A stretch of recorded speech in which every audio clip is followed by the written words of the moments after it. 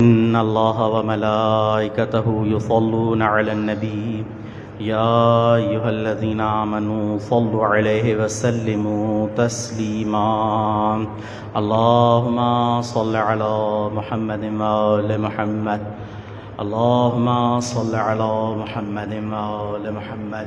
تھوڑا آگے تشریف لائیں تاکہ مسجد کا ماحول بن سکے مجلس کا.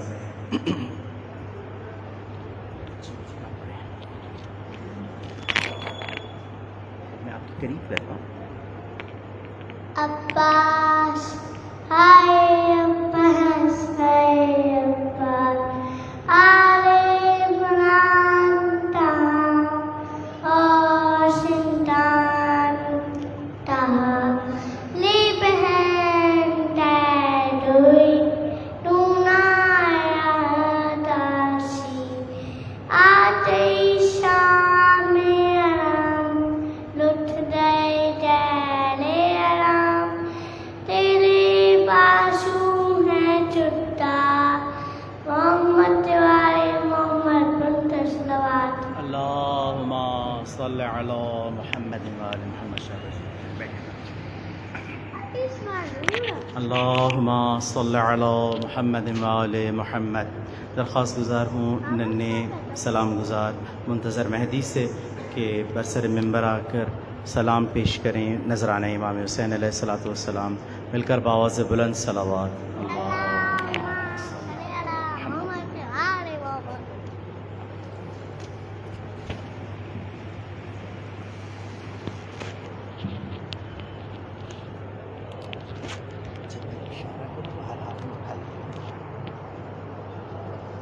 نعرہ تکبیر، نعرہ رسالت، نعرہ حیدری حیدری حیدری بآواز بلند تر صلوات.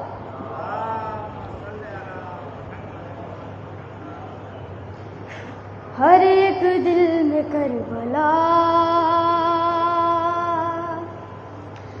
بسا دیا حسین نے، ہر ایک دل میں کربلا بسا دیا حسین نے، ہر ایک دل میں کربلا بسا دیا حسین نے. نظر نہ آتا تھا خدا دکھا دیا حسین نے، ہر ایک دل میں کربلا بسا دیا حسین نے، ہر ایک دل میں کربلا بسا دیا حسین نے. وہ نور ہے تو خاک ہے، بشر تیری بساط کیا. وہ نور ہے تو خاک ہے، بشر تیری بساط کیا. بنا کے خاک کو شفا دکھا دیا حسین نے، ہر ایک دل میں کربلا بسا دیا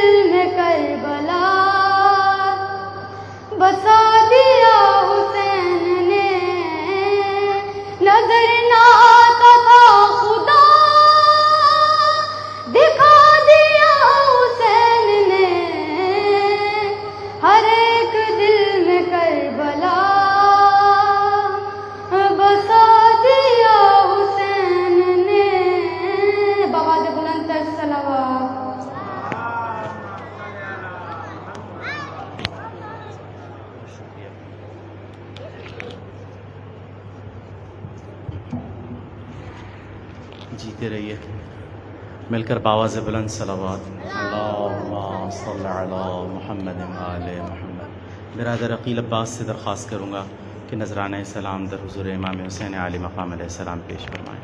مل کر باواز بلند صلوات اللہم صلی علی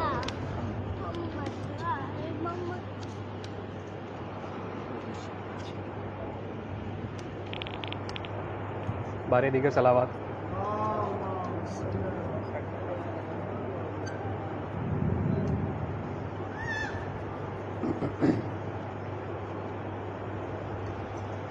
بانو کہاں تلاش کرے اپنے لال کو، بانو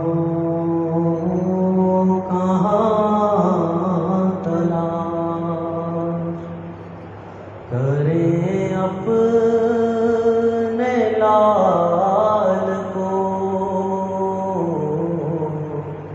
جنگل میں مار ڈالا ہے زہرا کی آل کو،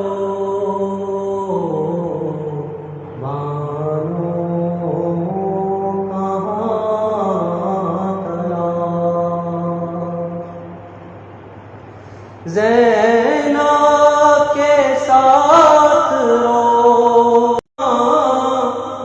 زینب کے ساتھ روتی ہیں سب مل کے بیویاں،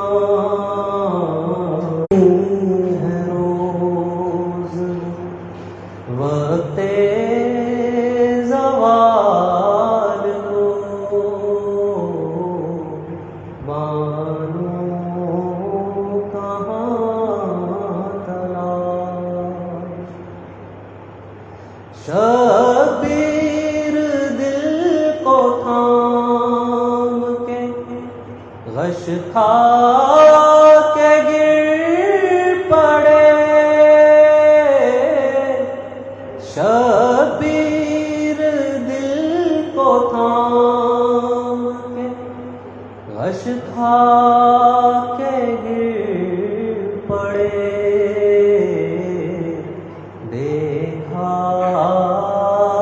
جو خون میں غرق نبی کے جمال کو،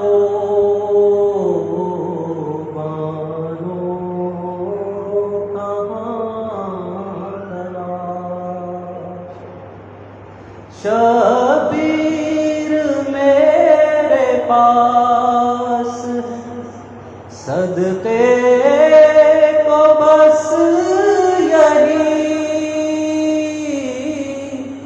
شبیر میرے پاس ہے صدقے کو بس یہی، جھولے سے لا کے دے دیا مانو نے لال کو،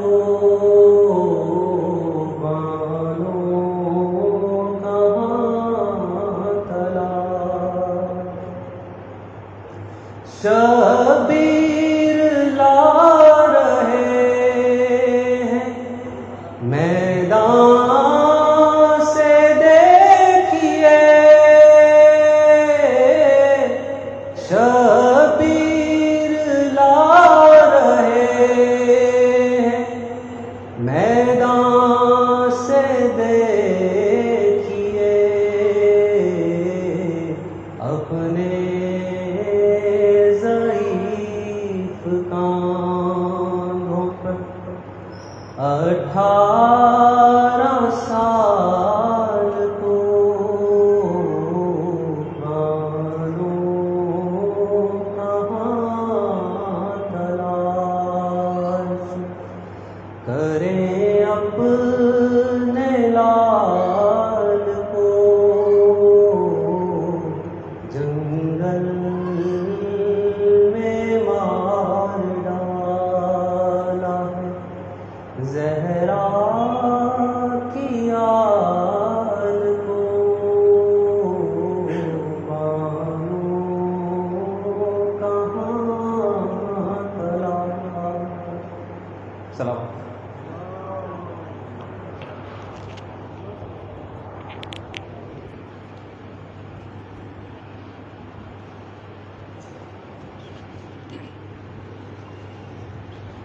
مل کر باوز بلند صلوات.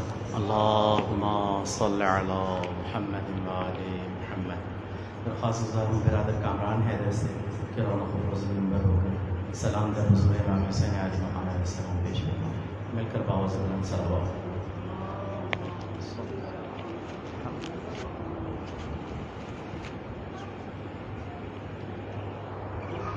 محمد اہل بیت محمد صلی اللہ علیہ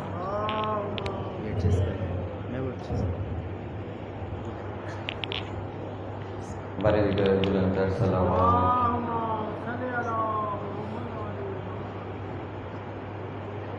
نعرہ تکبیر، نعرہ تکبیر، نعرہ رسالت، نعرہ رسالت، کل ما نعرہ حیدری حیدری برائے خوشنودی محمد اہل بیت محمد صلوات. ایک دفعہ مل کر بلند کر صلوات.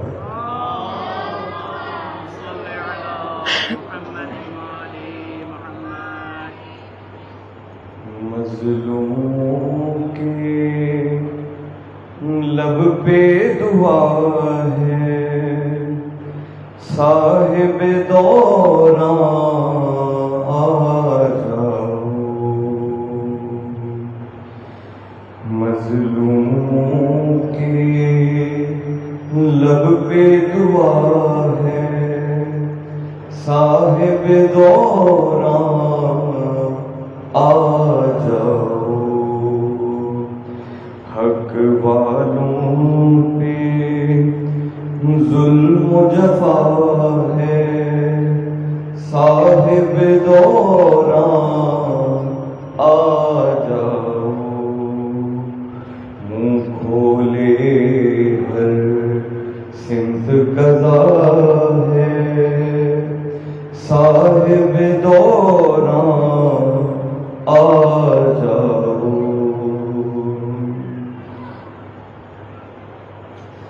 ساری دنیا نوحہ گناہ ہے آپ کی غیبت میں مولا. قاتل کو قاتل کی امان ہے آپ کی غیبت میں مولا. محروموں پر وقت کڑا ہے صاحب دوران آ جاؤ. مظلوموں کے لب پہ دعا ہے صاحب دوران آ جاؤ. ہر جا جنگجو ہر سو فوجی جنگ و جدل کا سامان ہے. شعلہ فشاں بندوقیں ہیں اور ان کی زد پر انسان ہے.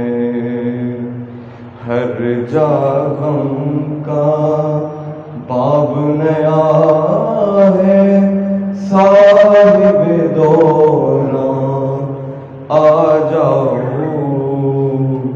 مظلوموں کے لب پہ دعا ہے صاحب دوران آ جاؤ.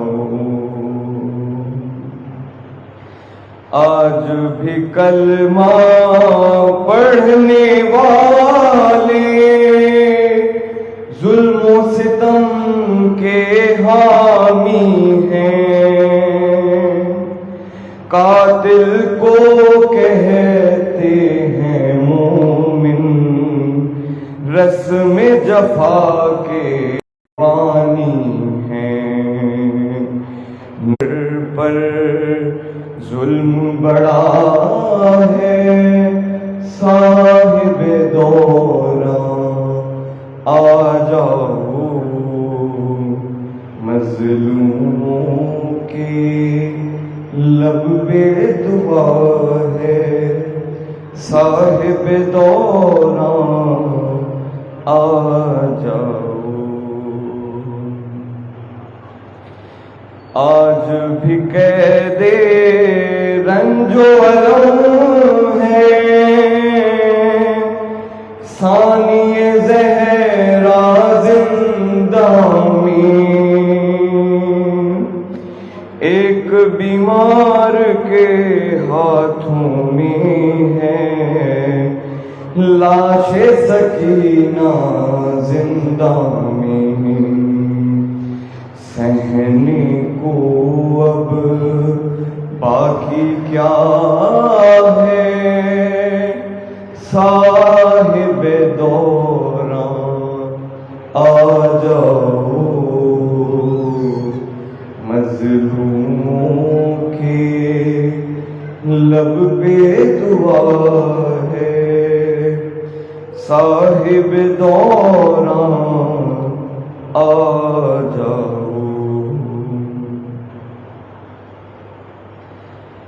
آج بھی مقتل میں ہے اندھیرا،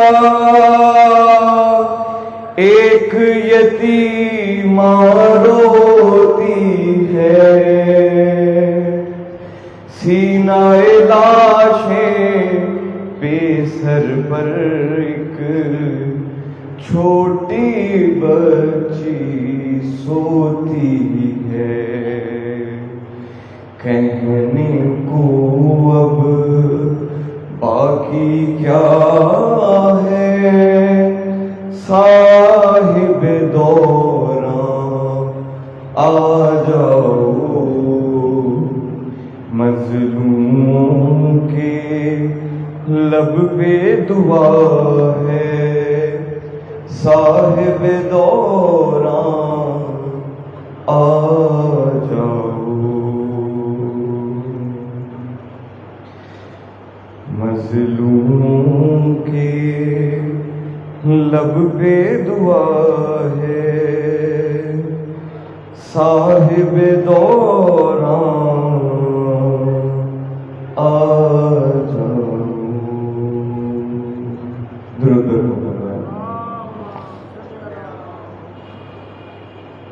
ایک دفعہ مل کے بلند کر صلوات پڑھیں،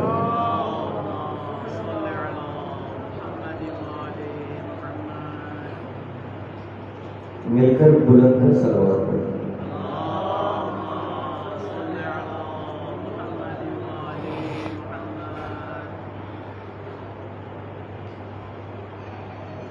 عابد دی جوانی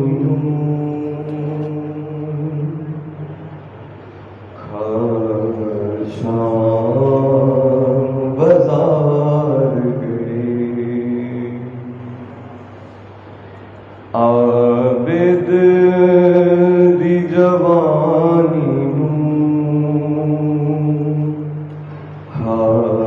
شام بازار گئے، سر ننگے پھپھیاں دے ان جوندیاں مار گئے، عابد دی جوانی شام بازار گئے، بازار تے گزر گیا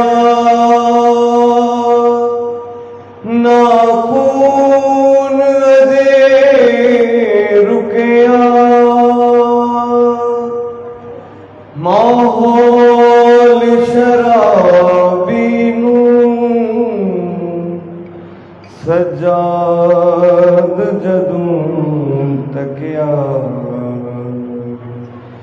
دربار یزید آیا ان بھول بازار گئے عابد دی جوانی خاشاں بازار گئے بے وقت ضعیف ہویا ہے دی کمر بھی جھک گئی ہے زندگی عابد دی وچ پیشیاں مک گئی ہنو شام دیو منظر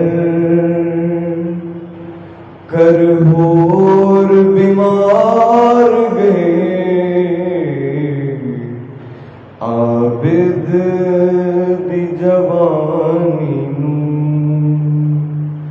خاشاں بازار گئے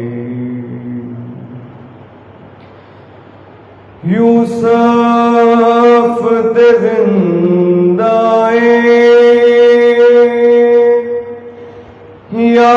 یعقوب بڑا روئے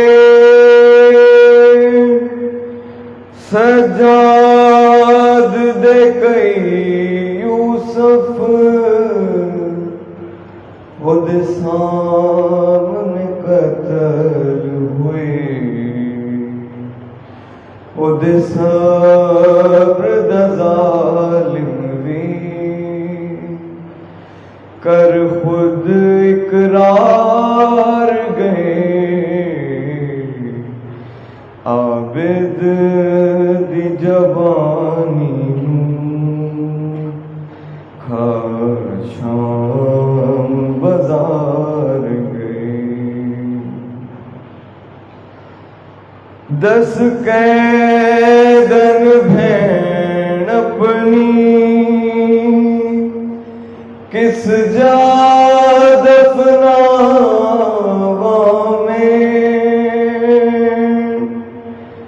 میرے ہاتھ وچ کڑیاں نے کیویں قبر بناواں زندان شام والے میری بہن مار گئے عابد دی جوانی خاشاں بازار گئے خاشاں بازار گئے درود پر محمد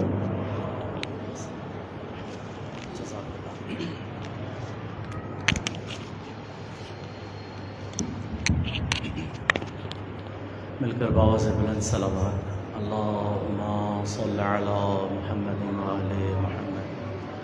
مسجد کے ایک نوازی ہیں، ان کا آپریشن ہوا ہے، التماس دعا کے لیے کہا ہے انہیں اور پروردگار جو بیمار ہیں، علیل ہیں، گھروں میں ہیں، اسپتالوں میں ہیں، سب کو فرش عزا کے صدقے میں شفا کاملہ شفا کلی عنایت فرمائے۔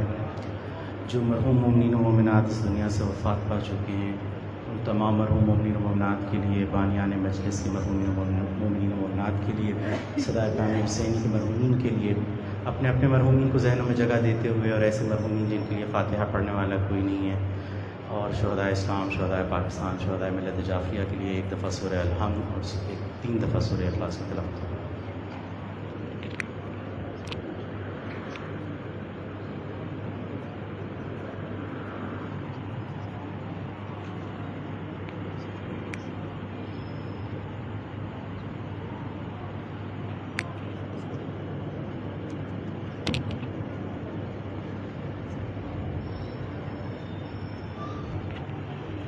مل کر باواز بلند صلوات اللہم صلی علی محمد وآل محمد۔ عشرہ ثانی کی مجالس کا یہ سلسلہ جو 16 محرم الحرام سے شروع ہوا تھا انشاءاللہ 25 محرم الحرام سے بدستور جاری رہے گا۔ آج اس عشرے کی 9ویں مجلس ہے، جس سے اب سے کچھ دیر میں آغا حافظ سید محمد حیدر نقوی صاحب خطاب فرمائیں گے۔ مجلس ٹھیک 8 بجے مولانا رونق افروز ممبر ہوتے ہیں اور مجلس بعد از مغربین شروع ہو جاتی ہے۔ کل کی مجلس کے بعد چونکہ 25 محرم الحرام ہے اور یوم شہادت امام زین العابدین علیہ السلام ہے، تو کل کی مجلس کے بعد شبیہ تابوت امام زین العابدین علیہ السلام برآمد ہوگا۔ یہی وقت اور اسی پابندی وقت کے ساتھ انشاءاللہ کل کی مجلس بھی شروع ہوگی، اور چونکہ یہ وقت میں کچھ تبدیلی ہے پچھلے سالوں کی نسبت، لیکن ہم کوشش کریں گے کہ وقت کی پابندی رہیں۔ آپ کا تعاون درکار ہے کہ آپ پر وقت تشریف لائیے تاکہ مجلس کو وقت پہ شروع کیا جا سکے۔ درخواست گزار ہوں آغا حافظ سید محمد حیدر نقوی سے کہ رونق افروز ممبر ہو کے فضائل و مصائب اہل بیت علیہم السلام بیان فرمائیں۔ مل کر باواز بلند صلوات اللہم صلی علی محمد وآل محمد۔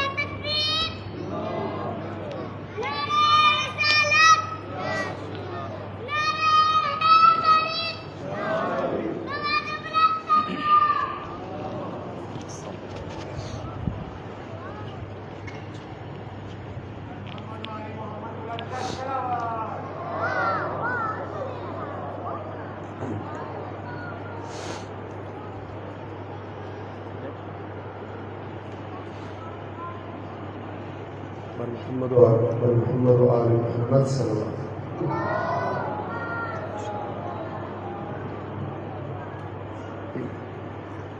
اعوذ باللہ من الشیطان الرجیم، بسم اللہ الرحمن الرحیم،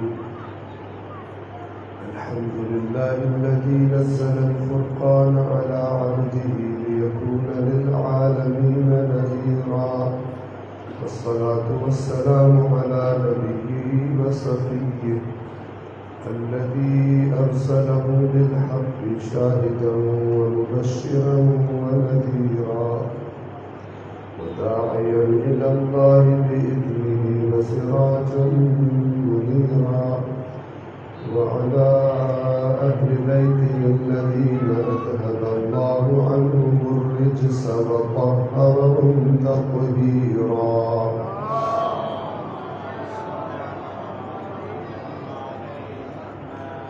أما بعد فقد قال الله تعالى في القرآن الحكيم وهو أصدق القائلين، أعوذ بالله من الشيطان الرجيم، بسم الله الرحمن الرحيم، يا أيها الذين آمنوا اتقوا الله وابتغوا إليه الوسيلة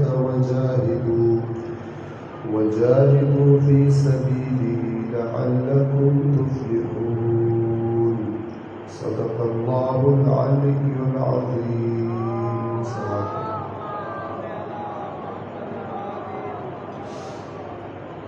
سورہ مبارکہ المائدہ آیت نمبر 35 پر ہماری گفتگو جاری ہے۔ خالق کائنات 3 بنیادیں، 3 اصول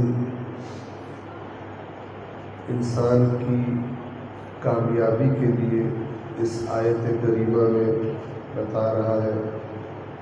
اے ایمان والو، اللہ کا تقوی اختیار کرو اور اس کے قرب کے لیے وسیلہ تلاش کرو اور اس کی راہ میں جہاد کرو تاکہ تم فلاح پاؤ، تاکہ تم کامیابی سے ہمکنار ہو جاؤ۔ صلوات پڑھیں محمد وآلہ۔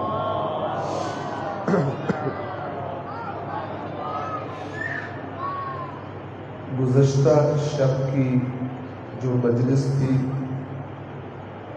اس میں میں نے ایک بہت ہی اہم اور بنیادی موضوع آپ کی خدمت میں عرض کرنے کی کوشش کی کہ جس کا تعلق وسیلے کے موضوع سے بھی ہے اور اوور آل مختلف موضوعات کے ساتھ دینی موضوعات کے ساتھ اس کا تعلق ہے کہ ہر جگہ پر ہمیں یہ معلوم ہونا چاہیے کہ جس طرح قرآن کریم کی کسی بات میں شک نہیں کیا جا سکتا، اگر امام معصوم رسول اللہ یا امام معصوم ہمارے سامنے ہو اور ہم خود ان سے سن رہے ہوں تو ان کی بات میں بھی کوئی شک نہیں کیا جا سکتا۔ یعنی اگر امام ہمارے سامنے ہو تو پھر کوئی یہ نہیں کہہ سکتا کہ آپ نے جو بات فرمائی ہے میں پہلے چیک کروں گا قرآن کے مطابق ہے یا قرآن کے خلاف ہے، اس لیے کہ اللہ کے نبی نے فرما دیا قرآن اور میری اطرت ایک دوسرے سے جدا ہوتے ہی نہیں ہیں۔ بس یہ پتہ چل گیا۔ تو پھر آج کے دن ہمیں کیوں یہ کہا گیا کہ اہل بیت کے فرامین کو قبول کرنے سے پہلے یہ دیکھ لو کہ قرآن کے مخالف نہ ہو؟ تو اس کی وجہ میں نے کل تفصیل سے آپ کی خدمت میں عرض کی کہ اس کی وجہ یہ ہے کہ ہم ائمہ کے زمانے میں ایک تو ہے نہیں، اور دوسرا جو سب سے خطرناک بات ہے وہ یہ کہ بہت سارے لوگوں نے رسول اللہ اور ان کے اہل بیت کی زندگیوں میں بھی ان کے نام پہ جھوٹ بولا، اور اب جب کہ وہ پھر دنیا میں نہ رہے تو ان کے نام پہ اور زیادہ کثرت سے جھوٹ بولا گیا اور حدیثیں گھڑی گئیں۔ تو انہی ہستیوں نے اپنے پیروکاروں کو یہ رہنمائی فرمائی کہ کیونکہ تمہارے پاس ہمارے نام پہ جو کچھ آئے گا وہ سارا کا سارا سچ نہیں ہوگا، سچ بھی ہوگا اور جھوٹ بھی اس میں شامل ہوگا، تو تم نے یہ کام کرنا ہے کہ پہلے یہ دیکھنا ہے کہ اللہ کی کتاب کی مخالف بات تو کوئی نہیں، اگر مخالف ہو تو سمجھ لینا کہ ہماری بات نہیں ہے، کسی جھوٹے نے ہمارا نام استعمال کیا، کسی مکار نے ہمارا نام استعمال کیا، اور اس سے پرہیز کرنا، اور وہ جو اللہ کی کتاب کے مخالف نہ ہو اس کو پھر تم قبول کرنا۔ یہ بنیادی اصول ایسا زبردست اصول ہے کہ اس پر عمل کی صلاحیت ایک عام انسان جو باقاعدہ طالب علم نہیں ہے مدرسے کا، اللہ کی کتاب کو اچھی طرح اور بار بار پڑھنے کی وجہ سے یہ صلاحیت اپنے اندر پیدا کر سکتا ہے۔ میں اسی پاکستان میں ایسے افراد کو جانتا ہوں جو کسی دینی مدرسے کے طالب علم نہیں رہے کبھی بھی، جن کو عربی زبان نہیں آتی، لیکن ان کو توفیق ملی، اہل بیت کی یہ رہنمائی گویا اس نے ان کے دل پہ اثر کیا، اور انہوں نے اللہ کا نام لے کر اللہ کی کتاب کو پڑھنا شروع کیا، بغیر سمجھے نہیں، سمجھ کے پڑھنا شروع کیا۔ ایک شیعہ ترجمہ رکھا سامنے یا دو شیعہ علماء کے ترجمے رکھے تاکہ ساتھ ساتھ موازنہ بھی کرتے جائیں کہ کوئی فرق ہوتا ہے یا کوئی فرق ترجمے میں نہیں ہوتا۔ اس طرح چند مرتبہ پڑھا قرآن کو، پھر اس کے بعد ایک قدم اور آگے بڑھایا، ایک مثلا اہل سنت عالم کا ترجمہ، جتنا جتنا انسان میں شوق ہو، تو ایک ہمارے جاننے والے انہوں نے ایک شیعہ عالم کا ترجمہ، ایک بریلوی ترجمہ، ایک دیوبندی ترجمہ، ایک اہل حدیث ترجمہ، تو وہ شیعہ ترجمے سے پڑھتے جاتے تھے، جس آیت پہ انہیں تھوڑا بہت ہوتا تھا کہ ذرا دوسروں نے کیسے ترجمہ کیا، کیونکہ آپ کو پتہ نا قرآن کی آیتیں مختلف مسلک والوں نے بانٹی ہوئی ہے۔ قرآن کی کچھ آیتیں ایسی ہیں جو شیعہ محفلوں میں زیادہ پڑھی جاتی ہیں، کچھ آیتیں ایسی ہیں جو مثلاً اہل سنت کی محفلوں میں زیادہ پڑھی جاتی ہیں۔ مثال کے طور پر اگر آپ برداشت فرمائیں تو میں آپ کو ایک مثال دوں کہ قرآن کریم میں اللہ کے رسول کے صحابہ کی تعریف والی آیتیں بھی ہیں اور مذمت والی آیات بھی ہیں۔ جہاں اصحاب رسول بہترین کام کرتے تھے، اللہ اور اس کے رسول کی اطاعت کرتے تھے، اللہ نے بڑی تعریف بھی کی ہوئی ہے، اور جہاں پر کوئی نافرمانی ہو جاتی تھی تو وہاں پر بھی اللہ تعالیٰ نے کوئی تکلف نہیں کیا ہوا۔ تو صحابہ کرام کی تعریف والی آیات بھی قرآن میں ہیں اور صحابہ کرام کی مذمت والی آیات بھی قرآن میں ہیں۔ اب آپ بتائیے اہل سنت کی محفلوں میں کون سی آیات زیادہ پڑھی جاتی ہیں؟ جی، اگر اہل سنت کی محفل ہو تو قرآن کی صحابہ کے بارے میں کون سی آیات پڑھی جائیں گی؟ تعریف والی۔ اور دوسری طرف توجہ فرما رہے ہیں؟ تو جیسا قرآن ہے ویسا ہمیں پسند ہی نہیں آتا۔ پھر کہتے اپنی جو فکر بنائی ہوئی ہے قرآن کے علاوہ اگر اس سے فرق پاتے ہیں قرآن پڑھتے ہوئے، کہتے ہیں اللہ بھی بادشاہ ہے، پتہ نہیں کیسی تعریف کا چھڑ، اور وہ دوسرے کہتے ہیں اللہ بھی بادشاہ ہے، ایڈے صحابہ تو انہوں نے بات تعریف ہی کی ہوئی۔ حق وہی ہے جو اللہ نے کیا ہے، حق وہی ہے جو اللہ نے فرمایا ہے۔ جہاں تعریف بنتی تھی وہاں تعریف کی ہے، جہاں مذمت بنتی تھی وہاں مذمت، کیونکہ اللہ نہ کسی سے ڈرتا ہے نہ اسے کسی چیز کا لالچ ہوتا ہے کہ میں نے ایسی بات کر دی اپنی کتاب میں تو میرا مجمع تھوڑا نہ ہو جائے، اگلی بار میرا قرآن پڑھنے کے لیے بندہ ہی کوئی نہ ہے۔ ساری دنیا میں ایک بندہ بھی قرآن نہ پڑھے اللہ کو تب بھی کوئی فرق نہیں پڑتا، اور پوری دنیا قرآن پڑھنا شروع کر دے اللہ کو تب بھی کوئی فرق نہیں۔ جو نہیں پڑھے گا نقصان خود اٹھائے گا، جو پڑھے گا فائدہ بھی خود ہی اٹھائے گا۔ صلوات پڑھیں محمد والے۔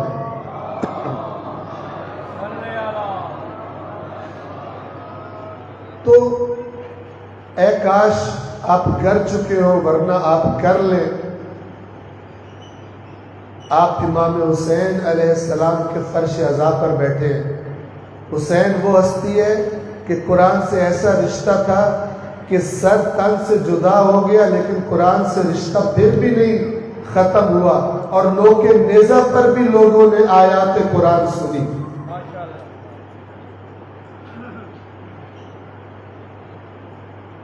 مجھے کسی نے ایک دفعہ، توجہ فرمائیں گے، مجھے کسی نے ایک دفعہ سوال بھیجا کسی دوسرے مسلک والے نے، مجھے کہا کہ آپ جو اپنی مجالس میں آپ کے علماء جو امام حسین علیہ السلام کے بارے میں روایت پڑھتے ہیں کہ نوک نیزہ پر بھی امام حسین کا سر آیات قرآن کی تلاوت کر رہا تھا۔ وہ جس نے سوال کیا بغض والا نہیں تھا، ہمارا جاننے والا تھا، ایک ہوتا نا ہوتا ہی بغض ہے شیعوں سے، تو بغض والا نہیں تھا۔ تو وہ اس نے مجھے کہا کہ یہ جب میں روایت سنتا ہوں تو مجھے یوں لگتا ہے کہ اس پوری دنیا میں قرآن کی تلاوت میں، قرآن سے قرب میں حسین حسین کرنے والوں کا مقابلہ ہی کوئی نہ کر سکتا، اتنا قرآن سے اٹیچ ہوتے ہیں۔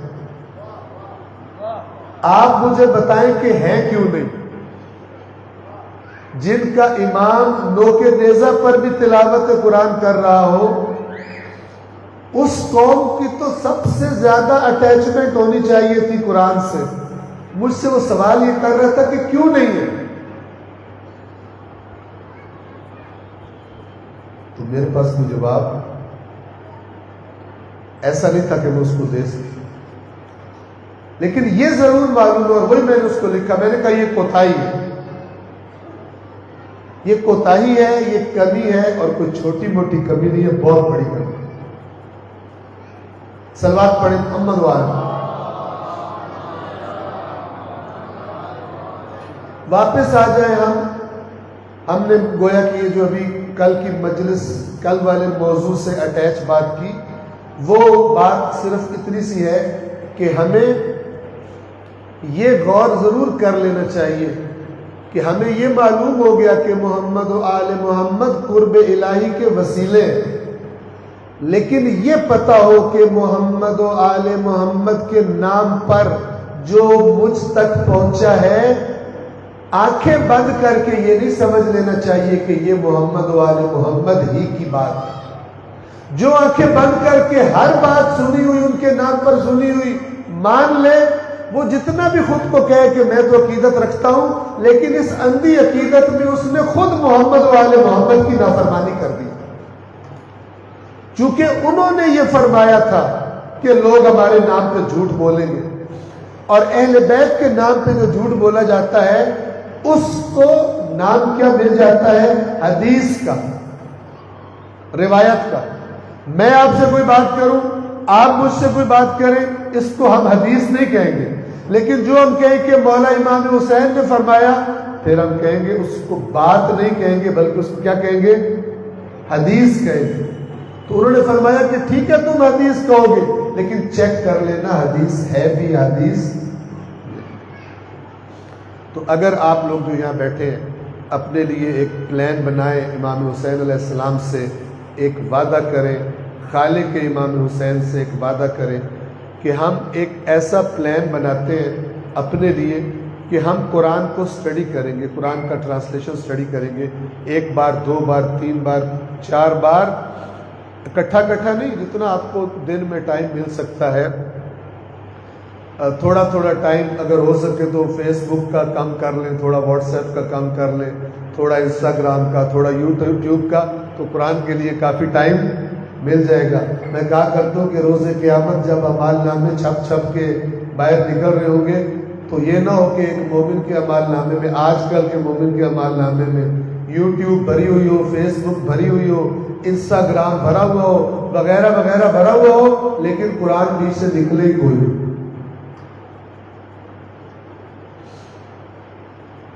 شرمندگی ہوگی، پچھتاوا ہوگا۔ تو تھوڑا ٹائم ہر روز کے لیے نکال لیں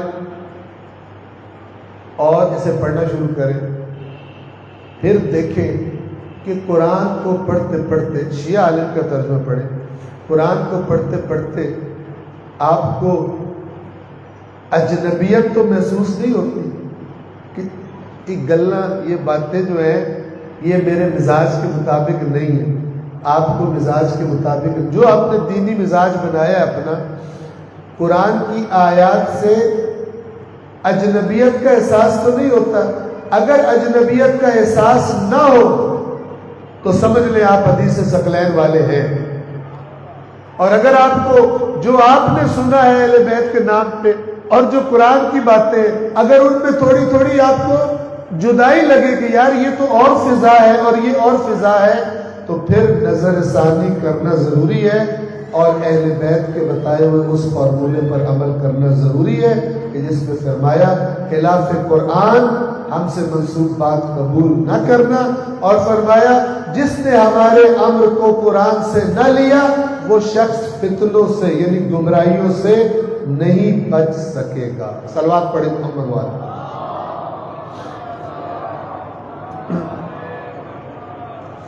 اے ایمان والو، اللہ کا تقوی اختیار کرو اور اس کے قرب کے لیے، اس کا قرب حاصل کرنے کے لیے وسیلہ تلاش کرو۔ ہم نے عرض کیا کہ محمد و آل محمد وسیلہ ہے۔ مجھے کہاں سے پتہ چلا؟ مجھے قرآن کریم سے پتہ چلا۔ اللہ کے قرب کے لیے وسیلہ ڈھونڈو، چاہت سے ڈھونڈو، عشق سے ڈھونڈو، محبت سے ڈھونڈو، ٹھیک ہے؟ تمہیں خدا کا قرب حاصل کرنا ہے، ورنہ کامیاب نہیں ہو سکتے۔ یہ خدا کا قرب حاصل کرنے کے لیے وسیلے تلاش کرو۔ تو میں نے عرض کیا کہ وسیلے کون ہیں؟ مثلا محمد و آل محمد علیہ الصلوۃ والسلام. کہاں سے پتہ چلا؟ بلند آواز سے صلوات پڑھیں ان کی ذوات اقدسہ پر. اب ذرا قرآن ہی سے سمجھیے قرآن ان کو کس طرح وسیلہ کہتا ہے. ہم زیادہ تر کس طرح وسیلہ سمجھتے ہیں؟ یا اللہ ان کے صدقے یہ والا کام ہو جائے، ان کے صدقے وہ والا کام ہو جائے، ان کے صدقے یہ ہم کہتے ہیں. قرآن کریم کچھ اور کہتا ہے. قرآن کریم میں جو وسیلہ کی تصویر ہے وہ کچھ اور ہے. مراد یہ نہیں ہے کہ یہ جو ان کے صدقے ہے پروردگار ہماری حاجات کو پورا فرما دے کہ یہ کوئی غلط ہو گیا، یہ مراد نہیں ہے. لیکن میں نے پہلے بھی عرض کیا کہ یہ جو اس طرح وسیلہ بنانا ہے ان کو، یہ ہماری اپنی سوچ کے مطابق ہے، یعنی ہماری اپنی خواہشات ان کے وسیلے سے پوری ہو. جو ہم چاہتے ہیں وہ ان کے وسیلے سے اللہ کر دے. لیکن ایک دفعہ اللہ خود بتا رہا ہے انہیں کیسے وسیلہ بناؤ. میں نے ان کو کس طرح وسیلہ بنایا اپنے قرب کا. تو اگر ایک بات ہم کریں اور ایک بات اللہ کرے تو زیادہ امپورٹنٹ بات کس کی ہے؟ اللہ کی. تو اللہ کی بھی سن لیں. اللہ نے قرآن میں کیا فرمایا؟ لَقَدْ كَانَ لَكُمْ فِي رَسُولِ اللَّهِ أُسْوَةٌ حَسَنَةٌ. لقد قسم کے معنی میں ہوتا ہے، شدید تاکید کے ساتھ اللہ فرما رہا ہے یقیناً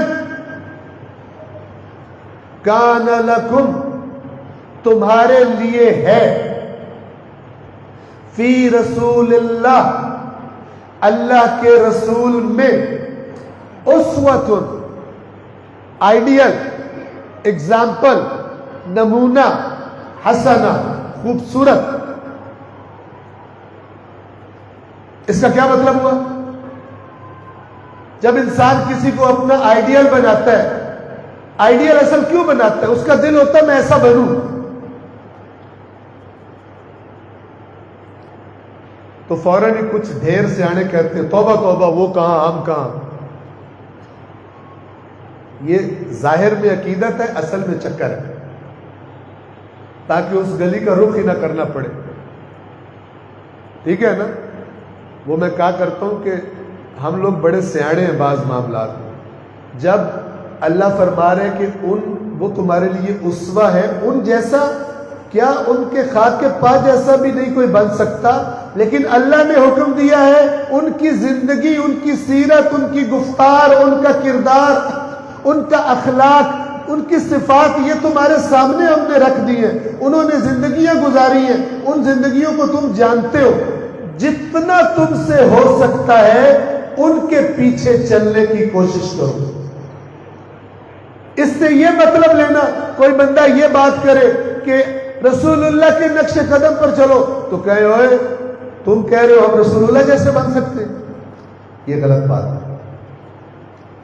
اگر جو بندہ، جو عالم یہ کہے آ کر کہ ہمیں رسول اللہ کے نقش قدم پر چلنا چاہیے، اس کو اگر کوئی یہ کہے کہ تو گستاخی کر رہا ہے، اس کا مطلب ہے تو سمجھتا ہے کہ ہم رسول جیسے بن سکتے ہیں، تو پھر یہ گستاخی سب سے پہلے اللہ نے کی ہوئی ہے.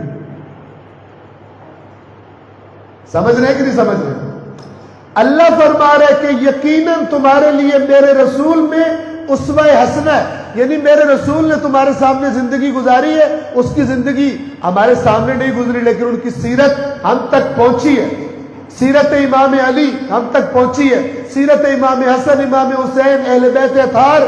بالآخر بہت کچھ نہیں بھی پہنچا لیکن بہت کچھ پہنچ گیا. تو ان کی سیرت پر عمل، ان کی سیرت کی، ان کی عادات کو اپنانا. اس کا مطلب یہ ہے کہ جو ان کی سیرت کو اپنا رہا ہے وہ ان جیسا بننے کی کوشش کر رہا ہے. یہ دو الگ الگ باتیں. ان جیسا کوئی نہیں بن سکتا، وہ اللہ نے بنا دیے سو بنا دیے، ان کو کوئی نہیں پہنچ سکتا. لیکن باقی سب کو حکم دیا گیا اگر تم نے خدا سے قریب ہونا ہے تو جو سب سے قریب تھے ان کے پیچھے چلنے کی کوشش کرو. کن صفات نے انہیں خدا سے قریب کیا تھا؟ کن اعمال نے، کس گفتار نے، کس کردار نے ان کو اللہ سے اتنا قریب کیا تھا؟ تمہیں ہم نے سب سے اوپر 100% پرفیکٹ ماڈل بتا دیے. اب تمہارے پاس میدان ہے اپنی زندگی کا. دیکھو کتنی محنت کر سکتے ہو ان کے نقش قدم پر، ان کی سیرت پر چلنے کی، ان کی سیرت کو اپنانے کی. بس یقیناً رسول اللہ میں تمہارے لیے اسوہ حسنہ ہے. جب میں رسول اللہ کو آئیڈیل بناؤں گا اس کا مطلب کیا ہوگا؟ دو باتیں. ایک دفعہ میں کہوں میں رسول بڑا پیارا ہے لیکن حرکتیں اوروں والی کروں. توجہ فرما رہے؟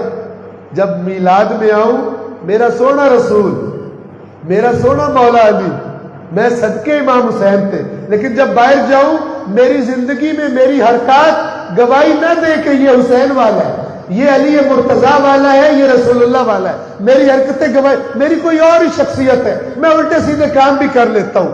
یہ اسوہ بنانا نہیں ہوتا. آج کل بچے بعض اوقات کسی فٹ بال کے پلیئر کو، کسی کرکٹ کے پلیئر کو، کسی گانے والی کو، کسی گانے والے کو، کسی ایکٹر کو آئیڈیلائز کرتے ہیں، کہتے ہیں میں نے ایسا بننا ہے. بن سکے نہ سکے الگ بات ہے. آئیڈیل کہاں یوز کو جاتا ہے کہ میرے ذہن میں باقی سب کی نسبت یہ کامیاب ترین انسان ہے، میں ایسا بننا چاہتا ہوں. محمد و آل محمد کے معاملے میں اسے تھوڑا سا چینج کر دیں. یہ نہ کہیں، نہ ہم کہہ سکتے ہیں کہ ہم ایسا بننا چاہتے ہیں. آئیڈیل انہی کو بنائیں لیکن کہیں کہ ہم سے جتنا ہو سکے ان کے نقش قدم پر، ان کی تعلیمات پر چلنا چاہتے ہیں. یہ جذبہ پیدا کرنا چاہیے فرش عزا کو مومنین کے اندر. نہ یہ کہ آؤ گناہ بخشواؤ، جنت کی بکنگ کرواؤ اور یہاں سے جب باہر نکلو تو یہاں جو سنا ہے تمہاری باہر کی زندگی کے ساتھ اس کا کوئی تعلق نہیں. موجہ کرو. دین کے بارے میں کسی بھی قوم میں جب یہ تصور پیدا ہوتا ہے کہ ہمیں دین کی یہ رسم ادا کرنی ہے، باہر پھر جو مرضی کرے اس کی وجہ سے ہم بخشے جائیں گے، یہاں سے قوموں کے اندر کرپشن اور گناہ اور نافرمانی کے دروازے کھلتے ہیں. جبکہ حقیقی تصور یہ ہے کہ یہاں پر آؤ تاکہ اپنی بیعت کو تازہ کرو، تاکہ کچھ بھول گیا ہے تو دوبارہ یاد کرو کہ ہمارا تعلق کس پارٹی سے ہے، ہماری نسبت کن پاکیزہ ہستیوں سے ہے. اس کو اپنے ذہنوں میں تازہ کرو تاکہ تمہارے اندر پاکیزگی کا احساس ہو. اگر کوئی اس پاکیزگی کے خلاف باہر کر دیا ہے، ندامت کا، شرمندگی کا احساس ہو تاکہ جب باہر جاؤ تو پھر وہ حرکتیں نہ کرو جن سے صاحبان فرش عزا ناراض ہوتے ہو، ان کا خالق ناراض ہوتا ہو.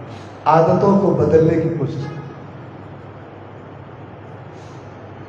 میں تمام سے عرض کروں گا جو یہاں پر مومن تشریف فرما ہے، مومنات خواتین تشریف فرما ہے، ہر کوئی سوچے. یہ ایک اینگل سے آپ کو بتا رہا ہوں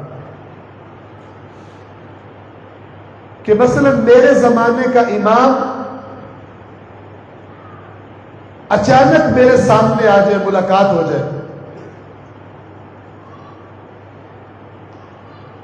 خوشی ہوگی کہ نہیں ہوگی؟ جی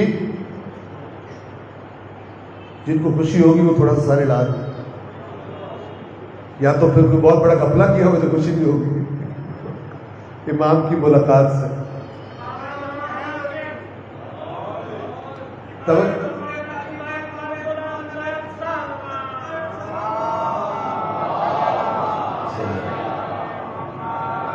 امام کی زیارت کی خواہش ہے یا نہیں ہے؟ جی تو اگر اچانک ہو جائے ملاقات خوشی ہوگی یا خوشی نہیں ہوگی؟ ہوگی. اب ذرا سیٹ بیلٹ باندھ کے بیٹھنا اگر ہے تو. توجہ فرما رہے ہیں؟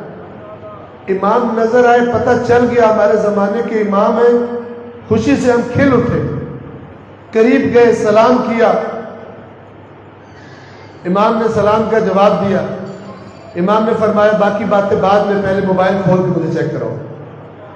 خوشی ہوگی کہ نہیں ہوگی؟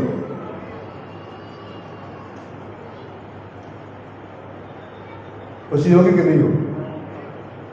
موبائل کھول کے چیک کراؤ, پاسورڈ اس کا کھولو, پاسورڈ ان کو آتا ہوگا ویسے ہی.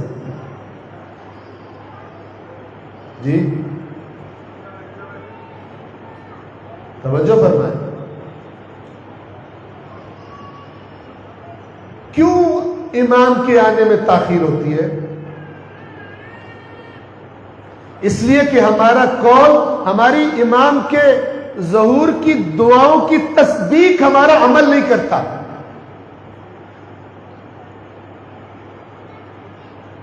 امام کے آنے کی خواہش جو ہمارے اندر ہے, اس کی تصدیق اللہ کو ہمارے عمل سے چاہیے. اگر عمل تصدیق کر رہا ہوگا, ہاں یہ وہ لوگ ہیں جو جیسے پہلے 11 کے ساتھ سلوک کیا لوگوں نے, انہیں تنہا کر دیا, ان کا ساتھ نہیں دیا, وہ مظلوم زندگیاں گزار کر شہادت سے دنیا سے چلے گئے. یہ 12ویں کے ساتھ بھی ایسا نہیں کریں گے. یہ گواہی کون دے گا؟ یہ ہماری دعائیں گواہی نہیں دیں گی. ان دعاؤں کے بعد باہر جا کر ہماری زندگی گزارنے کا انداز, اللہ کہے گا جن کو ایمان کے آنے کی اتنی تڑپ ہے وہ ایسی حرکتیں کیوں کر رہے ہیں جو ایمان کو نہیں دکھا سکتے. ان کی زندگی میں ایسے کام کیوں ہیں جو وہ اپنے ایمان کے سامنے نہیں کر سکتے. یہ قول و فعل کا تضاد. بقول کسی اخبار میں اس کے اینکر کے کھلا تضاد,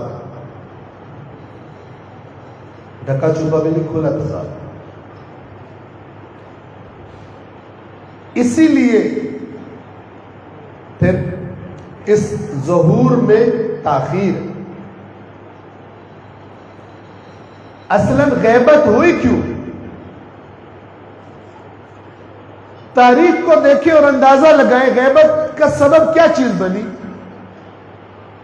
11 ائمہ کو کوئی ایک بھی ایسا نہیں گیا ان 11 میں سے جو اپنی قوم سے خوش گیا. کوئی ایک بھی 11 اماموں میں سے اپنے نام لیواؤں سے خوش گیا. ان کے فرامین پڑھ کے دیکھ لیں. نام لیوا بہت تھے, ویسے نہیں تھے جیسے ائمہ چاہتے تھے. ان کو زبانوں کے دعوے دار نہیں چاہیے تھے, ان کو صفات والے چاہیے تھے. اس لیے کہ جب آزمائش کا موقع آتا ہے, زبان جو بڑی دعوے کرتا تھا وہ نکل جاتا ہے, صفات انسان کو میدان میں کھڑا رکھتی ہیں. جو شخصیت بنائی ہوتی ہے وہ میدان میں کھڑا بھی رکھتی ہے, اور اگر شخصیت وہ والی نہ ہو تو پھر میدان سے غائب بھی انسان ہو جاتا ہے. آپ کو اس کی گواہی میں اللہ کی کتاب سے دوں. بڑا مشہور واقعہ ہے نا, جب غزوہ احد میں افراتفری مچی اور بہت سارے لوگ میدان سے بھاگ گئے. یہ سورہ آل عمران میں اللہ نے اس واقعے کو بڑا ڈیٹیل کے ساتھ ڈسکس کیا ہوا. اب اللہ بتا رہا ہے بھاگنے والے کیوں بھاگے تھے, اور اللہ سے بڑا چودھری بننے کی کوئی کوشش نہ کرے. پروردگار عالم فرماتا ہے ان الذین تولوا منکم یوم التقى الجمعان, جس دن وہ دو گروہ آپس میں ٹکرائے تھے, جنگ ہوئی تھی, اس دن جن لوگوں نے پشت دکھائی, اس پشت دکھانے کا سبب کیا تھا؟ ان الذین تولوا منکم, بے شک وہ لوگ جنہوں نے پشت دکھا دی تمہارے میں سے, تمہارے درمیان سے, یوم التقى الجمعان, جس دن ملاقات ہوئی تھی دو جماعتوں کی, یعنی جنگ کے لیے لڑائی میں اکٹھی ہوئی تھی دو جماعتیں, انما استزلهم الشیطان ببعض ما کسبوا، ان کے کچھ کام ایسے تھے جس کی وجہ سے شیطان نے ان کو پھسلا دیا. توجہ سے سنیں، یہ آیت کیا بتا رہی ہے کہ شیطان تو سب پہ وار کرتا ہے. جب بھی سخت موقع ہوتا ہے شیطان کہتا ہے کہ اس کو حق کی نصرت سے پیچھے کھینچ لے، لیکن سب پہ بس نہیں چلتا. جن میں گنجائش ہوتی ہے ان پہ بس چلتا ہے. اور گنجائش انسان کے اندر شیطان کے حملے کی کامیابی کی گنجائش کب پیدا ہوتی ہے؟ انسان کی اپنی پچھلی غلط حرکتوں کی وجہ سے، گناہوں کی وجہ سے وہ انسان کو کمزور کر دیتے ہیں. اللہ ریزن، سبب بتا رہا ہے قرآن میں کہ بے شک جن لوگوں نے اس عہد کی جنگ کے دن پشت دکھا دی تھی، انما صرف اور صرف سبب یہ تھا، شیطان نے جو ان کو پھسلایا، صرف اور صرف سبب کیا تھا؟ بما کسبوا، جو انہوں نے پہلے کیا ہوا تھا. وہ کمزور جگہ تھی ان کی شخصیت میں جہاں شیطان کا چھرا اتر گیا. مثلا شیطان نے ڈرایا اور وہ ڈر گئے.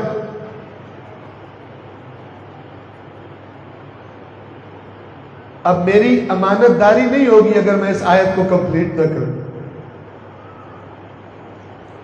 لہذا اس کو میں مکمل کروں. یہاں پر آپ دیکھیں اللہ نے کیا کیا ہے. جنہوں نے پشت دکھائی اس لیے دکھائی صرف کہ جو ان کی کچھ حرکتیں تھیں اس وجہ سے شیطان نے ان کو پھسلا دیا. توجہ فرما رہے ہیں؟ تو اللہ تو تکلم نہیں کرتا. لیکن اس کے بعد آیت ختم نہیں ہوئی، آیت چل رہی ہے. اللہ پھر فرماتا ہے وَلَقَدْ عَفَى اللَّهُ عَنْهُمْ، اور یقیناً اللہ نے ان کو معاف کر دیا. اللہ نے یہ بھاگنا ان کو معاف کر دیا. ان اللہ غفور حلیم، اللہ بہت مغفرت کرنے والا اور بردبار ہے. اللہ برداشت کر جاتا ہے، جلدی پکڑ نہیں کرتا، معاف کر دیتا. ان اللہ غفور حلیم. لیکن یہ آیت میں نے آپ کے سامنے بیان کیوں کی؟ اس لیے کہ اس آیت میں ایک فارمولا مل رہا ہے اللہ کے بیان سے ہمیں، کہ اللہ فرما رہا ہے یہ جو تمہارے قدم اکھڑے تھے نا، یہ جو شیطان کامیاب ہو گیا تمہیں میدان میں پشت دکھانے پر، یہ جو کامیاب ہوا شیطان، اس کی وجہ تمہارے اپنے کچھ کام تھے جو تم اس میدان میں آنے سے پہلے کر چکے، اور وہ اللہ کی نافرمانی. ہر نیک عمل انسان کی اچھی شخصیت کو مضبوط کرتا ہے، اور ہر گناہ اس اچھی شخصیت کو کمزور کرتا ہے، زنگ لگاتا ہے، دیمک لگتی ہے. پھر جو بھی شخصیت ہم نے اپنے اعمال سے بدائی ہوتی ہے، نعرے جو مرضی لگائے ہو ہم نے، یہ قرآن نے بتایا. رسول اللہ کے زمانے میں باتیں کرنے والے بہت ہوتے تھے. جب جنگ کا وقت آتا تھا، کسی کی شوگر ہائی اور کسی کو کیا مسئلہ ہو جاتا تھا، آج کی زبان میں بتا رہا ہوں، بہانے کرتے تھے. سورہ توبہ بھری پڑی ہے، سورہ انفال ہے، آپ جا کر دیکھیں، اللہ نے گواہیاں دی ہوئی ہیں. مولا علی مرتضیٰ کے زمانے میں نہج البلاغہ جا کے پڑھیے، مولا فرماتے ہیں انتہائی درد کے عالم میں، تکلیف کے عالم میں مولا ان لوگوں سے جنہوں نے بیعت کر لی تھی لیکن بات نہیں مانتے تھے علی مرتضیٰ کی. اب سوچیں علی ان سے کیا فرما رہے ہیں. فرماتے ہیں جب تم باتیں کرتے ہو، جب تم یعنی بیٹھے ہوتے ہو محفل میں اور کوئی بات ہو جائے تو تم جب باتیں کرتے ہو تو پہاڑ لرزنے لگتے ہیں. پہاڑ کوئی نہیں لرزتے، لیکن اتنی بڑی باتیں کرتے ہو جیسے تم پہاڑ بھی ہٹا کے رکھ دو گے.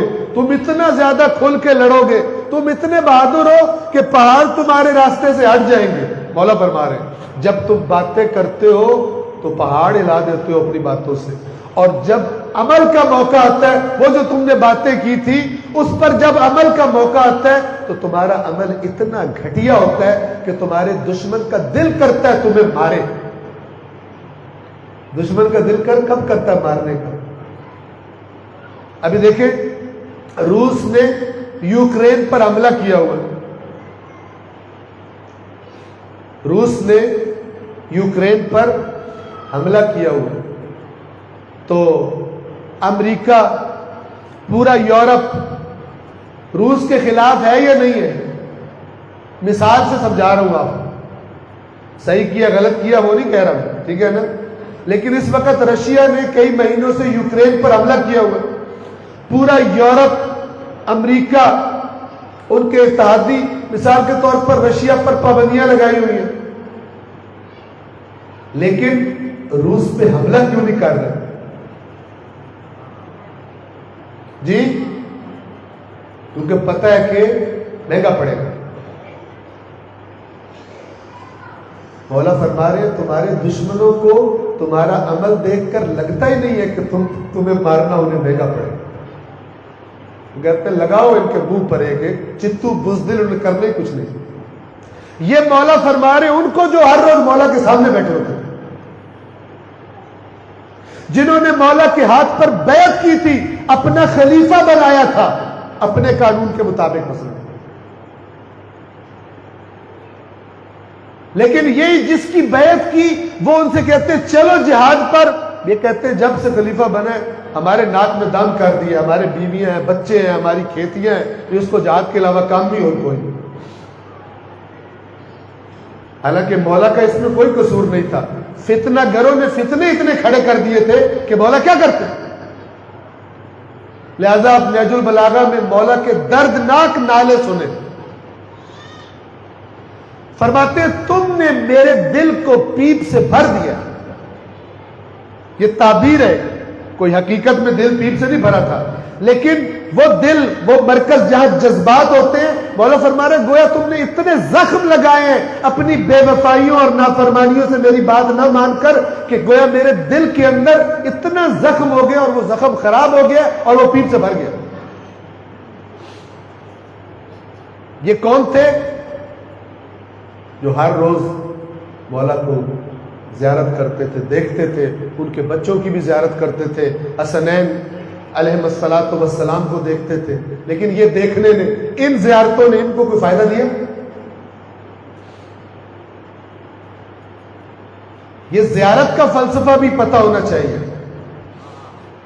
وہ زیارت تاثیر رکھتی ہے کہ جس کی زیارت کر رہے ہو اس کا گردن پر کیا حق ہے تمہاری، وہ اقرار کرو اور اس حق کو تسلیم کرو، یہ نہیں کہ کرو اپنی مرضی، زیارت مولا دی۔ یہ زیارت تو ہم تو جا کے زری کی روزے کی زیارت کرتے ہیں، وہ تو چہرہ علی مرتضیٰ کی زیارت کرتے تھے، وہ تو چہرہ حسن و حسین علیہ السلام کی زیارت کرتے تھے، لیکن جو چہرے کی بھی زیارت کر رہا ہو لیکن جب وہ کہے یہ کام کرو اور وہ کام نہ کرے، یہ زیارت نہ صرف یہ کہ ثواب نہیں رہ جاتی، الٹا جرم بن جاتی۔ جنہوں نے علی مرتضیٰ کو دیکھا لیکن ساتھ نہیں دیا، وہ اجر و ثواب کے حقدار ہیں یا سزا کے حقدار ہیں؟ جی آپ ڈیسائیڈ کریں۔ ہر زائر کو یہ پتہ ہونا چاہیے کہ زیارت صاحب زیارت کے تقاضوں کو اپنے اندر دوبارہ یاد کرنے اور زندہ کرنے کا نام ہے۔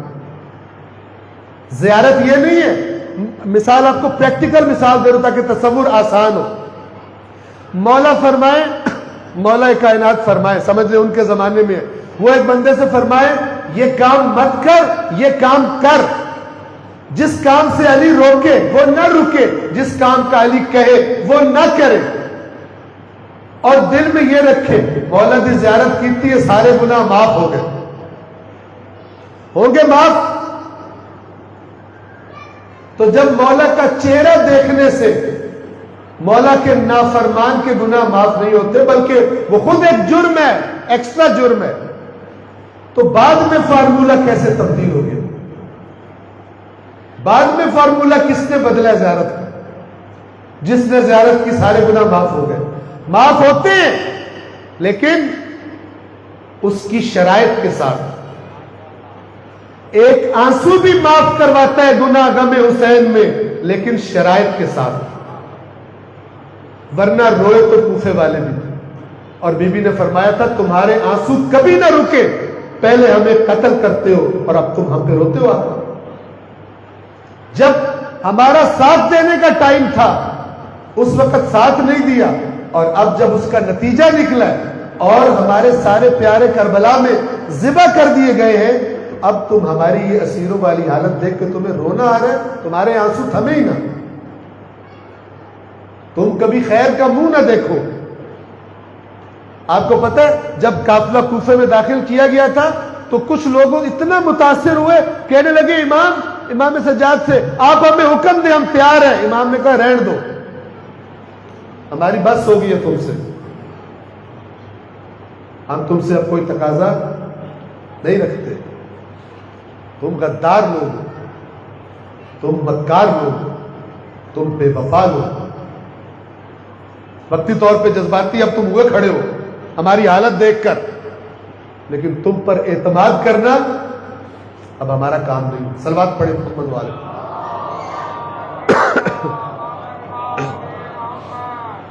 بس آج کا بنیادی نقطہ یہ، میری آرائز تمام آج کے لیے، آج کا بنیادی نقطہ آج کی مجلس کا کہ جو قرآن کریم کا بیان ہے اس کے مطابق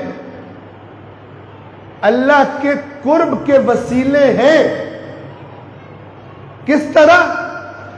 ان کی سیرت پہ چل کے، جو کام کر کے انہوں نے اللہ کا قرب حاصل کیا، جتنا ہم سے ہو سکے، جتنا ہمارے دلوں میں ہمارے ایمان نے شوق پیدا کیا ہو، ہم اپنے اندر ان کی سیرت پر چلنے کی رغبت اور خواہش پیدا کریں، اور جتنا ہم چلیں گے اتنا اللہ کے قریب ہوتے جائیں۔ یہ معنی ہے اللہ کے رسول کی ذات کا، جو اللہ نے فرمایا تمہارے لیے اسوہ حسنہ۔ اب ایک بندہ کہے نہیں یا اللہ تسی تے بادشاہ ہو، تسی تے جو تھوڑا دل کردہ کہہ دیں جو، ٹھیک ہے، اللہ کے رسول کی ذات اسوہ حسنہ ہے، لیکن ساتھ نہیں ہوتا۔ ہم صرف اس طرح وسیلہ چاہتے ہیں کہ ہم آپ کے رسول کا واسطہ دے کے جو بھی دعا مانگے ہماری حاجت پوری ہو جائے، بس ہمیں کافی ہے، ہم قناعت کرتے ہیں، باقی سیرت پہ عمل ہم سے۔ تو جس کو اللہ کا تجویز کردہ وسیلے کا تصور، جس کو وہ اپنانے کا شوق نہ ہو، تو بعید ہے کہ اس کو اپنی مرضی سے جو وسیلہ بنانا سکھایا گیا ہے وہ اس کو کام آئے دنیا اور آخرت میں۔ ہاں، جن کا اہل بیت سے عشق، جن کی اہل بیت سے محبت ان کو کھینچ کے ان کے پیچھے بھی چلاتی ہے، تو کوئی شک نہیں کہ یہی ان کی یہاں بھی مدد اور شفاعت ہے ہماری، اور اس کے نتیجے میں روز قیامت بھی ان کی شفاعت اللہ تبارک و تعالی ہمیں نصیب فرمائے گا۔ لیکن یہاں پر اگر ہم کہیں کہ نہیں، ہم کہیں نہ، لیکن پریکٹیکلی ان کے نقش قدم پر، ان کی سیرت پہ نہ چلیں، تو پھر معاملہ تھوڑا سا مشکوک ہے۔ آپ کی عقلوں کو، آپ کی فکروں کے لیے یہ ساری باتیں میں نے آپ کے سامنے رکھی ہیں، آپ انہیں سوچئے۔ جو آیات میں نے بتائیں ان کا کسی کو نمبر چاہیے ہو، مجھے اکثر آیات کے نمبر یاد نہیں ہوتے، ٹھیک ہے، لیکن چاہیے ہو تو مجھ سے آپ وہ آیات لے سکتے ہیں۔ عزیزان محترم، قرآن مجید سے عشق پیدا کریں، قرآن مجید سے انس پیدا کریں، قرآن اتنا پڑھ لیں کہ قرآن کے نام پہ یہاں سے بیٹھ کے کوئی بات کرے، آپ کو پتہ چل جائے کہ یہ میں نے بات پڑھی ہوئی ہے قرآن میں، اور اگر کوئی ہوائی فائر کرے تو بھی آپ کو پتہ چل جائے کہ پتہ نہیں کیڑا قرآن پڑھتا پیا ہے، جڑا اللہ نازل کیتا اندے وچ تے یہ آیت کوئی نہیں۔ اور تسلی رکھیں، کئی لوگ ایسے ہیں جو اس طرح کی باتیں کر جاتے ہیں، سامنے والوں کو پتہ ہی کوئی نہیں چلتا، چونکہ اس والے یہاں بیٹھے ہوئے کو پتہ ہوتا ہے کہ جڑے میرے سامنے بیٹھے ان کو ساری دنیا کا پتہ ہوگا، لیکن قرآن کا ان کو کوئی پتہ کوئی نہیں۔ اس جہالت پر اعتماد کرتے ہوئے وہ دب کے قرآن کے بارے میں ہیرا پھیری کر لیتے ہیں۔ ابھی جب میں اس مجلس کے لیے آ رہا تھا تو اس کے راستے میں بھی ایک مشہور خطیب کی قرآن کی آیت کے ساتھ ہیرا پھیری سن رہا تھا، ٹھیک ہے، لیکن اس کو انشاءاللہ کسی وقت پر، چونکہ وقت تمام ہے، پھر خدا نے توفیق دی تو بیان کریں گے آیات قرآن میں ہیرا پھیری کیسے ہوتی ہے۔ اور لوگ اسے قبول بھی کر لیتے ہیں، چونکہ لوگوں کو پتہ نہیں ہوتا کہ وہ آیت میں ہے کیا، خود نہیں دیکھی ہوتی۔ اگر دیکھی بھی ہوتی تو عربی پڑھ کے چلے گئے ہوتے، ترجمہ ورجمہ نہیں پڑھا۔ آج کی میری عرائض تمام۔ پروردگار ہم سب کو ایسا بننے کی توفیق دے کہ اہل بیت اطہار کے دل، بالخصوص ہمارے زمانے کے امام کا دل ہم سے راضی ہو، ہمارے اندر ایسے کام نہ ہو کہ جن کو دیکھ کر امام کا قلب کو تکلیف پہنچے۔ دیکھیں، کچھ ہوتے ہیں پرائے اور کچھ ہوتے ہیں اپنے، ٹھیک ہے نا؟ تو پرایا کوئی بے چھوی کرے نا، پرایا کوئی بے وفائی کرے، نافرمانی کرے، تو اس کی وہ ساری انسانیت کے امام ہے، تکلیف ہوتی ہوگی، لیکن جو ان کا نام لے لے کے نہیں تھکتے، جب وہ ایسا کام کرتے ہیں تو نیچرلی تکلیف زیادہ ہوتی ہے۔ ایک باپ ہو، اس کے آگے بہت سارے بچے کھیل رہے ہو، وہ ایک بچے سے کہے کہ وہ ان سے کہے کہ یار مجھے پیاس لگی ہے، بچوں پانی پلاؤ، کوئی اسے پانی نہ پلائے، 10 بچے ہو، اس میں سے ایک اس کا اپنا بیٹا بھی ہے، تو اس کو سب سے زیادہ تکلیف کس کے پانی نہ پلانے کی ہوگی؟ اپنے بیٹے۔ لیکن باقی 9 نے بھی کیا ہے غلط کام، تکلیف پہنچائی ہے، لیکن تو میرا پتر تھا، تو نے کیوں نہیں پلایا؟ سب سے زیادہ تکلیف مجھے تیری نافرمانی کی وجہ سے پہنچی۔ جب امت نافرمانی کرتی ہے تو امت کے وارثوں کے دلوں کو تکلیف ہوتی ہے۔ یہیں سے ہم اندازہ لگا سکتے ہیں کہ وہ حسین کہ جس کو رسول اللہ جب بوسہ لیا کرتے تھے تو بوسہ لینے کے بعد اپنے اصحاب سے فرمایا کرتے تھے کہ یہ جو دونوں ہیں، میرا حسن میرا حسین، تم جانتے ہو جب میرا جی چاہتا ہے نا کہ میں جنت کی خوشبو سونگھوں تو میں اپنے ان 2 شہزادوں کی بدن کو سونگھوں، ان کے اندر سے جنت کی خوشبو آتی۔ ایک دفعہ جناب سیدہ نے دیکھا رسول اللہ امام حسین کا کہ گلے پہ بوسے لے رہے، امام حسن کے لبوں پر بوسے لے رہے۔ بی بی نے سوال کیا، بابا ایک شہزادے کے لبوں پر بوسے لے رہے ہیں آپ، ایک شہزادے کے گلے پر بوسے لے رہے ہیں، یہ فرق کس لیے؟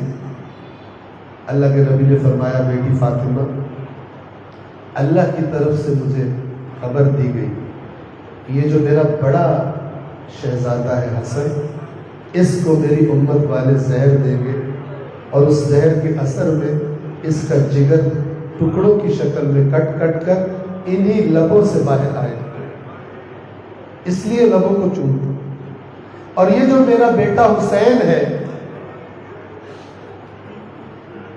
کربلا نام کی ایک سرزمین ہے، میرے اس بچے کو میرا کلمہ پڑھنے والے ذبح کریں گے بھوکا پیاسا،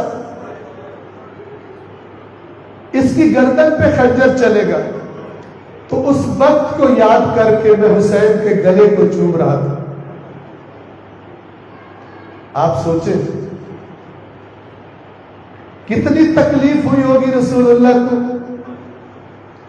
امام حسین کبھی رسول اللہ سن لیتے، حسین کے رونے کی آواز صبر نہیں کر پاتے تھے۔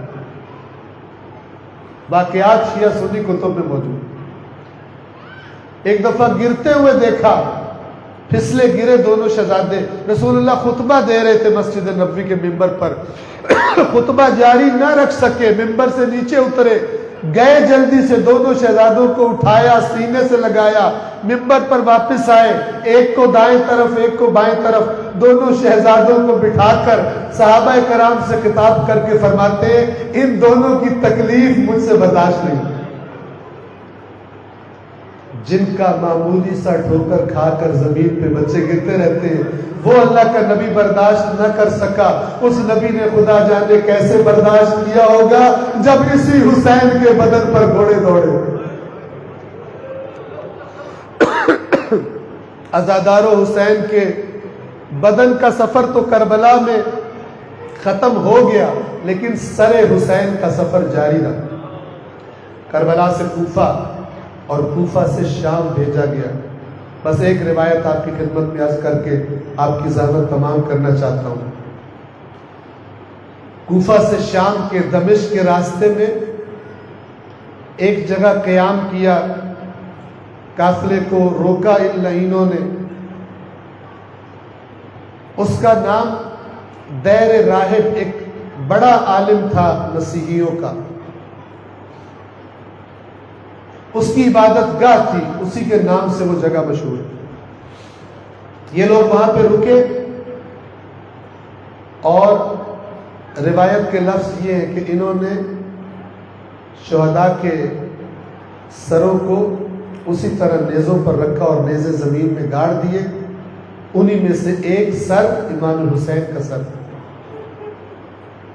یہ اپنے کھانے پینے میں مصروف ہو گئے کہ اس راہب نے اپنے دیر کی کھڑکی میں سے دیکھا، اب خدا جانے اس کی نیکی تھی، اس کی پاکیزگی تھی کہ اس کے کانوں میں آواز آئی، اس کو یوں لگا کہ ان میں سے ایک سر اللہ کی تسبیح کر رہا، اللہ کے ذکر اور اللہ کے تسبیح کی آوازیں سنی، یہ پہچانتا نہیں تھا۔ یہ اپنے دیر میں سے باہر نکلا اور ان سپاہیوں کے پاس گیا اور ان کو جا کر کہتا ہے کہ تم مجھے بتا سکتے ہو یہ کس کا سر ہے؟ انہوں نے کہا یہ ایک باغی کا سر ہے، اس نے مسلمانوں کے خلیفہ کے خلاف بغاوت کی تھی، یہ اس کا سر ہے اور اس کے ساتھیوں کے سر ہیں۔ اس نے کہا اس کا نام بتاؤ، انہوں نے کہا اس کا نام حسین ابن علی، اس نے نام سن رکھا تھا۔ اس نے کہا وہی حسین جو تمہارے نبی کی بیٹی کا بیٹا تھا؟ ان لوگوں نے کہا ہاں وہی حسین ہے، وہی حسین ہے، فاطمہ بنت محمد کا بیٹا ہے، اسی کا سر ہے۔ اس راہب کی آنکھوں سے آنسو آ گئے۔ راہب کہنے لگا ارے بدبختو، اگر ہمارے نبی عیسیٰ کا کوئی بیٹا ہوتا تو ہم اسے اپنی پلکوں پہ بٹھایا کرتے، اسے زمین پر بھی نہ بیٹھنے دیتے۔ تم کیسے کلمہ پڑھنے والے ہو، تم نے اپنے نبی کے نواسے کو ذبح کر دیا۔ تھوڑی دیر کے بعد اسی راہب نے ان سے ایک درخواست کی، ان سپاہیوں سے کہتا ہے دیکھو میرے پاس اپنے والدین کی وراثت میں 10,000، جو روایت کے لفظ ہے 10,000 درہم یا دینار، یہ میرے پاس موجود ہے، میرے ساتھ ایک سودا کر لو، یہ سارے میں تمہیں دے دیتا ہوں، جب تک تم نے یہاں پر آرام کرنا ہے اس سر کو امانتاً مجھے دے دو، جب تم جانے لگو گے تو سر مجھ سے واپس لے لینا۔ انہوں نے اپنے رئیس کو بتایا، وہ مان گیا پیسوں کی لالچ میں، درہم و دینار کی لالچ میں، اور انہوں نے سر حسین اس راہب کے حوالے کر دیا۔ عزاداروں، اس نے سر کو بڑی عقیدت سے پکڑا، اپنے دیر کے اندر آیا، کتنی دیر کا سفر حسین کے سر نے کیا تھا، گرد و غبار حسین کے محاسن پر تھے، اس نے بڑی عقیدت سے ایک صاف جگہ پر سر کو رکھا، روتا بھی جاتا ہے، سر کو پاکیزہ بھی کرتا جاتا ہے، گرد و غبار بھی چھٹتے جاتے ہیں، ساری رات بیٹھا رہا، سر سے باتیں کرتا رہا، آپ کی امت نے آپ کے ساتھ کیا سلوک کیا۔ اچانک باہر سے آواز آئی، کہ سر ہمیں واپس کر دو، اب ہم یہاں سے جانا چاہتے ہیں۔ یہ ہاتھ جوڑ کے سر حسین سے کہتا ہے مولا میں اتنا طاقت نہیں رکھتا ورنہ میں کبھی آپ کے سر کو انہیں واپس نہ کرتا، لیکن مولا حسین میری ایک گواہی اپنے پاس رکھ لیجئے، قیامت کے دن اپنے جج کے سامنے گواہی دیجئے گا کہ راہب نے میرے سامنے آپ کا کلمہ پڑھا، میں گواہی دیتا ہوں کہ اللہ کے سوا کوئی معبود نہیں اور آپ کے جج اللہ کے رسول تھے۔ روتے ہوئے سر کو حوالے کیا اور رو کر ان سے کہا کہ اے سپاہیوں اس سر کی اگر ہو سکے تو اب اس کی بے ادبی نہ کرنا، اب اس کے ساتھ کوئی برا سلوک نہ کرنا۔ لیکن عزاداروں ان لعینوں نے اسی طرح دوبارہ ڈوکے نیزہ پر سر حسین کو ڈال دیا اور اپنے سفر کو جاری رکھتے ہوئے آگے بڑھنے لگے۔ الا لعنت اللہ علی القوم الظالمین وسيعلم الذين ظلموا أي منقلب ينقلبون۔